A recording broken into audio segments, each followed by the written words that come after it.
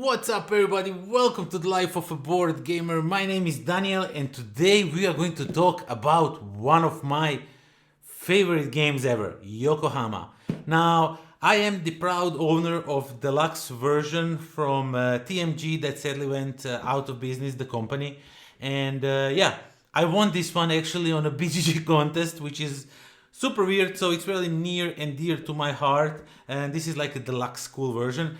But luckily for us, Synopsys Games got a hold of the license, or however they got a hold of it, so they kind of reprinted it. So we are going to compare it. Now, comparing them side by side would be futile because this one looks very much different. They did change some things, but I'm going to show you some components in this one that now how they look in this one, so you just have like vague idea how this one looked. But if you don't have the game, the Yokohama is out. You really want to get it because this game is phenomenal. This is like a top 5 material, easy for me. I can play this anytime, anywhere with anybody, So yeah, without further ado, let me show you how the new version looks, because this one is not that much of available, especially because it's a deluxe version with cool components, like 3D tokens and everything. So yeah, the rules themselves are pretty simple, pretty easy, straightforward. The Yokohama is not complicated game, even though it looks so. Every time I play this with the new players, I always tell them, listen, the game will scare you at first, but trust me, it's an easy game to understand, So you get a real nice quick reference turn, summary sheet.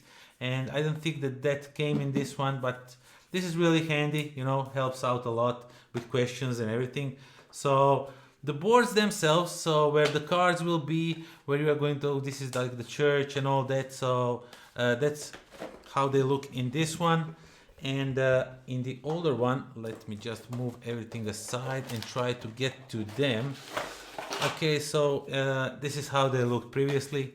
So basically now they don't use any words, they just use colors. And the previously one, they had like low, medium, high. So basically this is how they look. This is the one port and the second port. So all of these comparing, and what they did really nicely is they kind of made these slots. So when you play the little meeples, they will slot in here. In the older version, in the TMG version, they will just put on here. So if you kind of accidentally bump the table really hard, they could go off. So this is really nicely add on. Even though it never happened to me that somebody bumped the table that hard while playing Yokohama, but still, you never know. So that's the boards, and these are the player boards, and cards are a little bit all over the place, but we are going to go through them pretty soon. And this is like the like a port tile, so this one is also somewhere around here.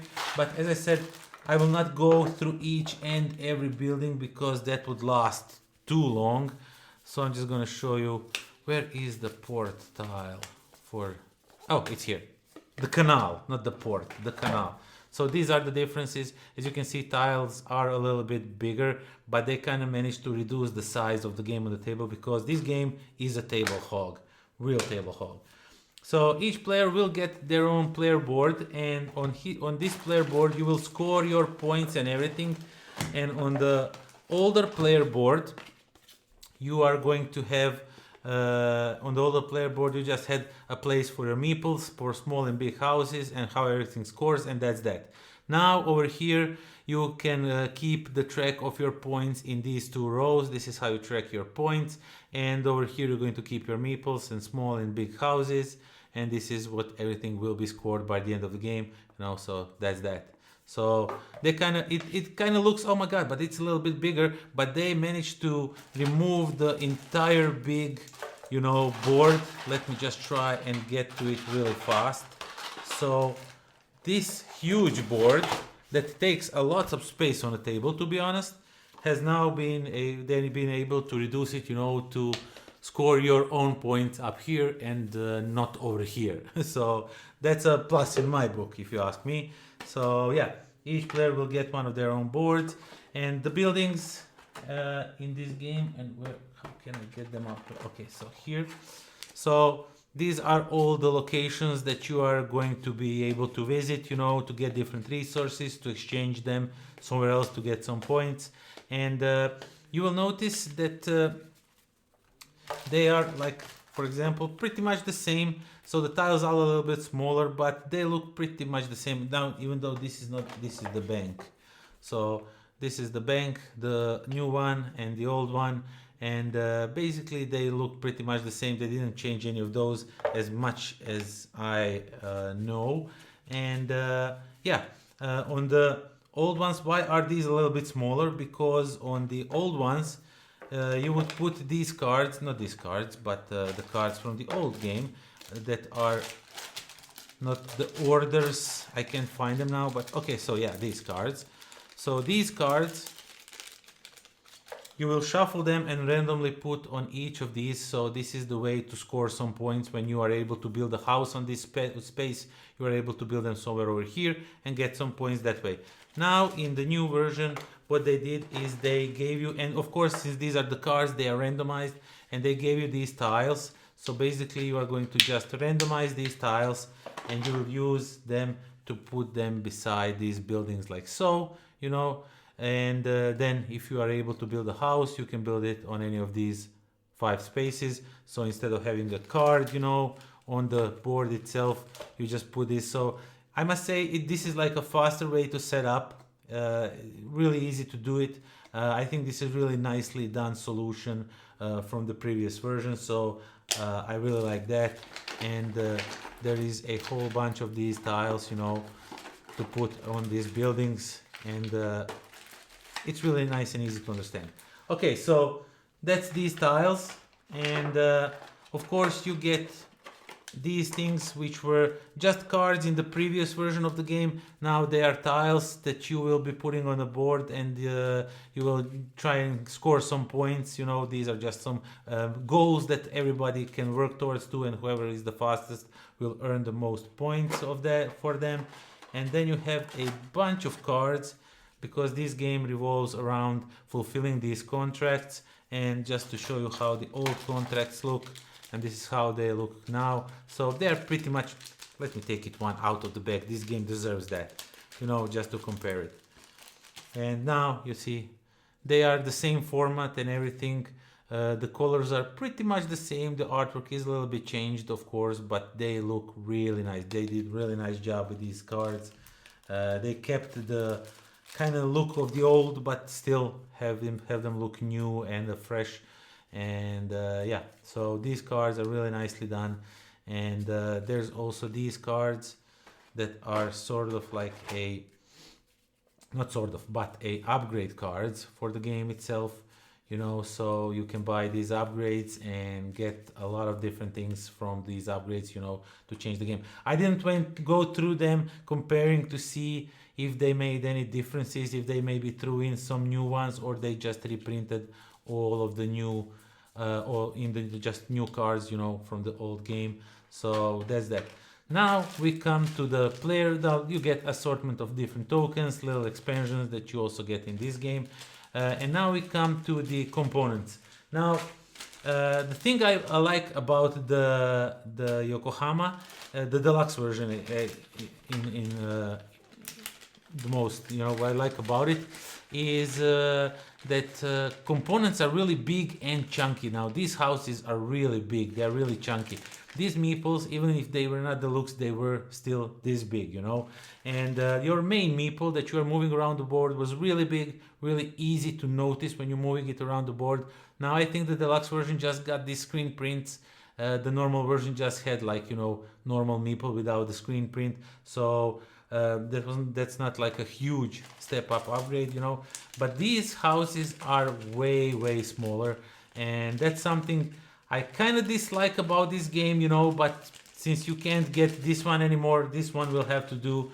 And your big meeple that you move around, actually I can't even find him because he's just a tiny bit bigger and he has some screen print on it, you know. So your main meeple that you are moving around the board looks something like this, you know. And these meeples are normal meeples, and they're really tiny compared to these. Even though it doesn't look, I mean, okay, this is an obvious, you know, change in size, but even this one feels way bigger than this one. So I wish that they made these a little bit bigger, but this is not really a downside for me. and I would not say that this ruins the game in any way, so have that in mind. And yeah, you get a bunch of different components, you know, that you put in these trays. You can just open them, put them on a board. It doesn't matter for me, you know, to compare it to the base game, because as I said, these are deluxe like 3D, you know, wooden components, and these are just, you know, cardboard tokens, so these are really not comparable that much.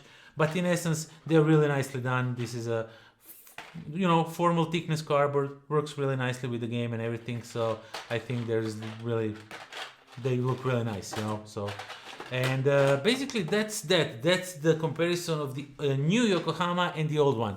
Now, as I said, the old one is not like readily available everywhere, and if I would have, like, if I really like Yokohama, I would go for the new one, you know, because it has everything done the same, even better a little bit, you know, with regarding the table space, because the old Yokohama takes a lot of space. You can't play that on normal table. You really need like a big table with lots of room for all the tiles and everything, for all the, when the board is assembled.